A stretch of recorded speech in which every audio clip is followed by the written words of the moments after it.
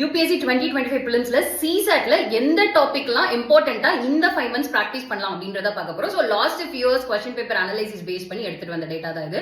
So இதுல 3 topic, CSAT maths, CSAT reasoning and CSAT comprehension. Comprehension as you all you know 25 இருந்து 30 question கண்டிப்பா காம்ப்ரிஹென்ஷன்ல இருந்து வரும். So என்ன டிஃபரெண்ட் அப்படின்னு பாத்தீங்கன்னா சின்ன சின்ன பேசேஜ்ல இருந்து ஒரு கொஸ்டின் ஆர் 1 or 2 கொஸ்டின்ற மாதிரி தான் பேசேஜ் இருக்கு. ஸோ அந்த மாதிரி பேசேஜ் பிராக்டிஸ் பண்ணுங்க. Second thing maths. So maths மட்டும் 2024 பாத்தீங்க அப்படின்னா 50% ஆஃப் கொஸ்டின் வந்து கேரி பண்ணிருக்காரு. அரௌண்ட் 38 கொஸ்டின் வந்திருக்கு. அதுல நம்பர் சிஸ்டம்ல இருந்து 19 கொஸ்டின் வந்திருக்கு. ஸோ மேக்ஸை நல்லா பிராக்டிஸ் பண்ணுங்க. ஈஸி அண்ட் மாடரேட் லெவல் கொஸ்டின்ஸும் இருக்கு. ஸோ அதனால நல்லாவே பிராக்டிஸ் பண்ணுங்க.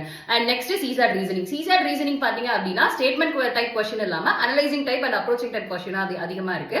அதனால ரீசனிங்கும் பிராக்டிஸ் பண்ணுங்க. இதுல டீடைல்டா எப்படி எல்லாம் பிராக்டிஸ் பண்ணலாம் அப்படின்னு சொல்லிட்டு அனலைஸ் பண்ணி போட்டிருக்க வீடியோ மேல கொடுத்திருக்கேன் பாருங்க. CSAT நிறைய பிராக்டிஸ் தேவை பண்ணுங்க. ஓகே.